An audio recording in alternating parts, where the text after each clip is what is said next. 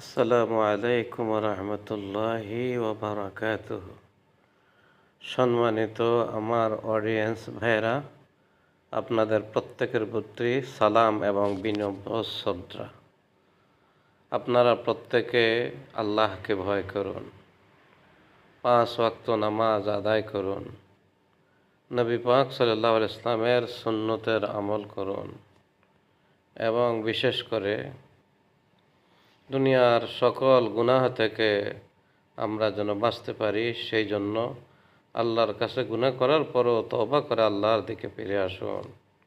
কারণ আমাদের জন্য হয়তো জান্নাত না পাইলে জান্নাত, জাহান্নাম আমাদের জন্য অপেক্ষা করতেছে।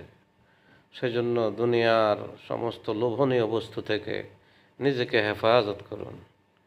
বলকের বাদশাহ ইব্রাহিম আদহামকে জিজ্ঞাসা করা হয়েছিল, হুজুর আপনি কি ইসমে আজম জানেন? তিনি বলেছেন, জবানকে ঝूठ से पाक रखो, জবানকে মিথ্যা কথা থেকে বাঁচিয়ে রাখো, और पेट के हराम लुकमे से बचाओ, पेट के हराम खाद्य থেকে বাঁচিয়ে রাখো, और दुनिया की जो कुछ मोहब्बती चीज़ हैं वे दिल से निकलो, এ দুনিয়ার যত মোহব্বতের জিনিস রয়েছে সব দিল থেকে সরিয়ে ফেলো। इस पर जिस आयात पढ़े है वही इसमें आज़म है, এরপরে যে আয়াতটা পড়বে এটাই ইসমে আজম হয়ে যাবে, কবুল হয়ে যাবে। বেশি বেশি আমরা কোরআন শরীফ তেলাওয়াত করব। বিশেষ করে এশার নামাজের পরে ঘুমানোর আগে সূরা মুলকটা আমরা অবশ্যই পড়ব, কারণ এতে কবরের আযাব সবার জন্য মাফ হয়ে যাবে। আর একখানা দোয়া আপনাদের জন্য আমি বলতেছি, অতি প্রয়োজনীয়। এ দোয়াখানা সবসময় পড়বেন।